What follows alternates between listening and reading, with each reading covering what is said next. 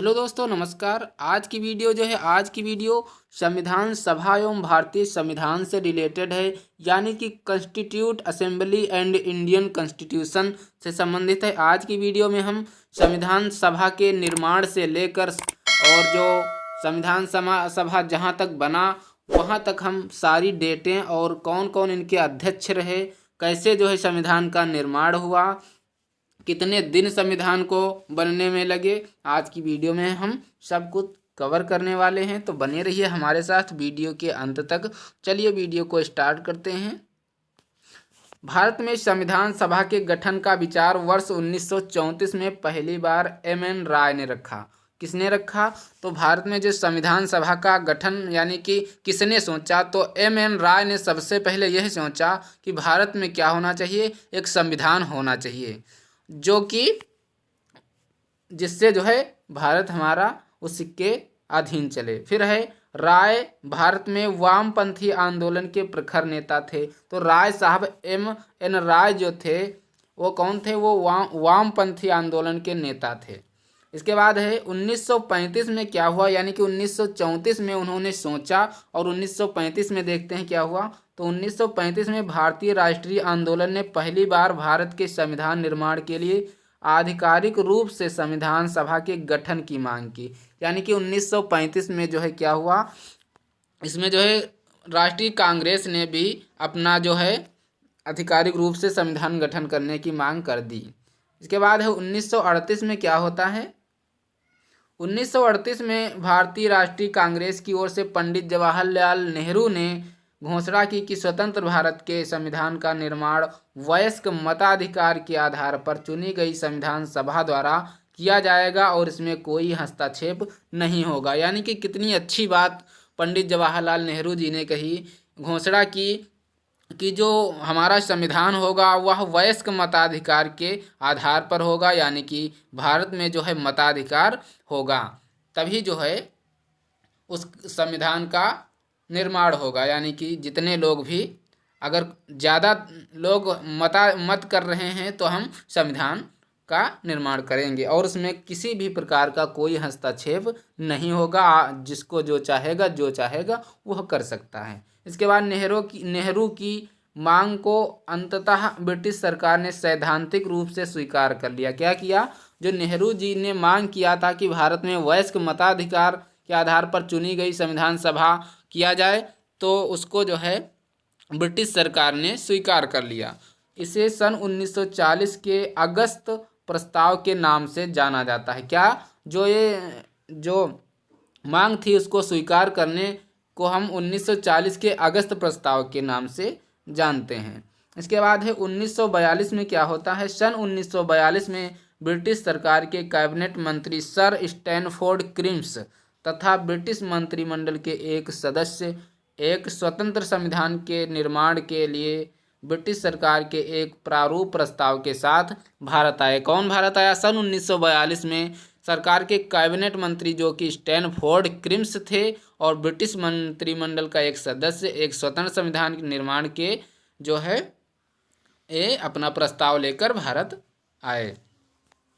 फिर है इस संविधान को द्वितीय विश्व युद्ध के बाद अपनाया जाना चाहिए, यह जो है रखा गया। इसके बाद है क्रिप्स प्रस्ताव को मुस्लिम लीग ने अस्वीकार कर दिया।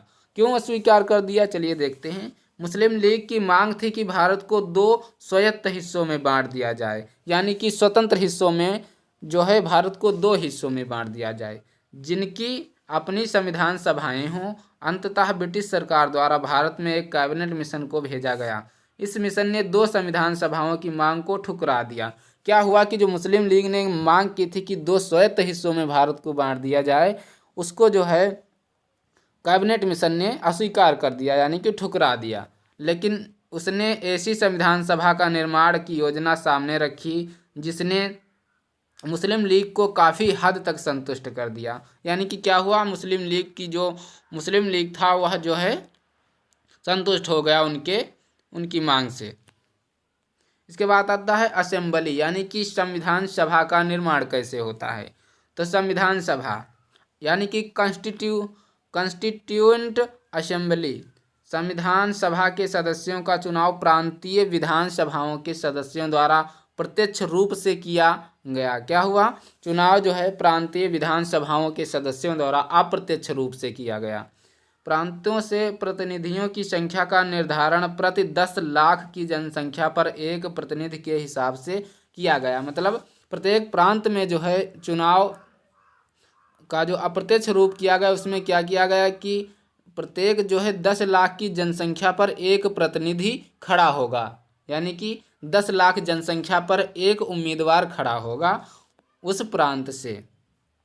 तो संविधान निर्माण निकाय की सदस्य संख्या 389 निर्धारित की गई। कितनी रखी गई? संविधान निर्माण निकाय की जो संख्या थी 389 रखी गई। इसमें से 292 प्रतिनिधि जो थे ब्रिटिश भारत में गवर्नर के अधीन और 11 प्रांतों से, यानी कि जो 292 प्रतिनिधि थे वो गवर्नर के अधीन और 11 प्रांतों से 4 प्रतिनिधि चीफ कमिश्नरी के, 4 प्रांतों से दिल्ली, अजमेर, मारवाड़, कुर्क और ब्रिटिश जिसको बलूचिस्तान के नाम से जाना जाता है, तथा 93 प्रतिनिधि जो थे भारतीय रियासतों से। तो कुल मिलाकर 389 निर्धारित किए गए। इसमें क्या हुआ? इसके बाद फिर आता है भारतीय संविधान सभा में कुल 15 महिलाएं सदस्य थीं। कौन थीं? भारतीय संविधान सभा में कुल 15 महिलाएं सदस्य थीं। 16 जुलाई 1946 में ब्रिटिश भारत के प्रांतों को आवंटित 292 + 4 यानी कि 296 क्षेत्रों के लिए चुनाव हुए। कितने क्षेत्र हुए? 292 और +4 जो है 296 स्थानों के लिए चुनाव हुए, जिनमें 208 कांग्रेस तथा 73 सीट मुस्लिम लीग ने जीती। संविधान सभा का विधिवत उद्घाटन 9 दिसंबर 1946 को हुआ, यानी कि जो संविधान सभा गठित की गई थी उसका जो उद्घाटन किया गया 9 दिसंबर, यानी कि सबसे पहली जो बैठक हुई वह 9 दिसंबर 1946 को हुई। 9 दिसंबर 1946 को सच्चिदानंद सिन्हा को अस्थायी अध्यक्ष बनाया गया। कौन इसके अध्यक्ष बने? जो प्रथम बैठक हुई 9 दिसंबर 1946 वाली, उसमें जो अध्यक्ष बनाए गए सच्चिदानंद सिन्हा जी बनाए गए। यह संविधान सभा के अंतरिम सभापति थे। कौन थे? संविधान सभा के अंतरिम सभापति थे। फिर जो दूसरी बैठक हुई वह 11 दिसंबर 1946 को हुई और इसके जो अध्यक्ष बनाए गए डॉक्टर राजेंद्र प्रसाद बनाए गए, वह भी स्थायी अध्यक्ष यानी कि निर्वाचित होकर आए। फिर है H.C. मुखर्जी। H.C. मुखर्जी को उपाध्यक्ष तथा B.N. राव को संविधान सभा का संवैधानिक सलाहकार नियुक्त किया गया। बहुत इंपॉर्टेंट है। C.H. मुखर्जी जो हैं उनको उपाध्यक्ष और B.N. राव जो कि संविधान सभा के संवैधानिक सलाहकार के रूप में नियुक्त किया गया। V.N. राव जी का जो है संविधान सभा में बहुत योगदान रहा है। उन्होंने बहुत जो है अपना कार्य निभाया है। जवाहरलाल नेहरू ने 13 दिसंबर 1946 को ऐतिहासिक उद्देश्य प्रस्तावित किया, जिसे संविधान सभा ने 22 जनवरी 1947 को स्वीकार कर लिया। क्या किया? जवाहरलाल नेहरू जी ने 13 दिसंबर 1946 को एक ऐतिहासिक उद्देश्य प्रस्ताव प्रस्तुत किया और जिसे जो है 22 जनवरी 1947 को स्वीकार कर लिया गया।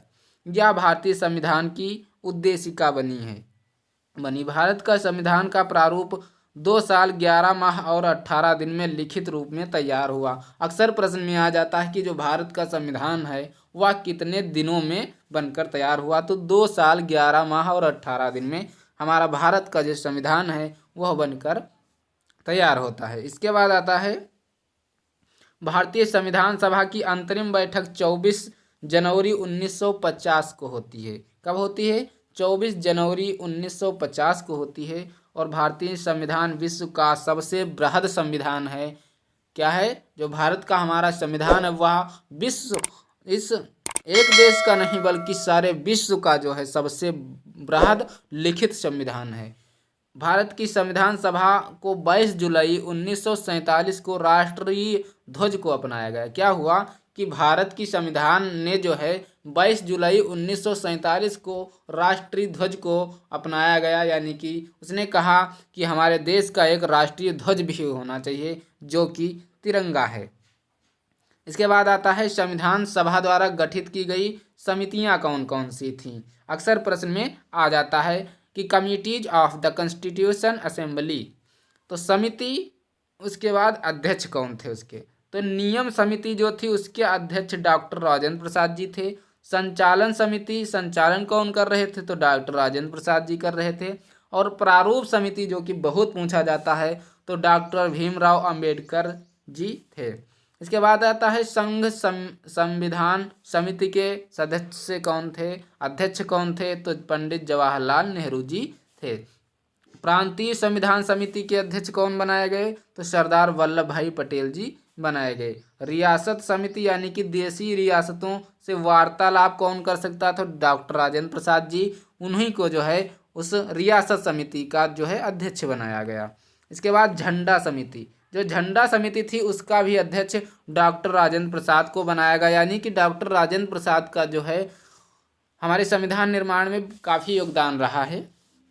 फिर है 29 अगस्त 1947 को संविधान के निर्माण हेतु 7 सदस्यीय प्रारूप समिति का गठन किया जाता है। कब? 29 अगस्त 1947 को 7 सदस्यीय प्रारूप समिति का गठन किया जाता है। इसके अध्यक्ष डॉक्टर भीमराव अंबेडकर जी थे, यानी कि भीमराव अंबेडकर कितने महत्वपूर्ण थे हमारे संविधान के लिए।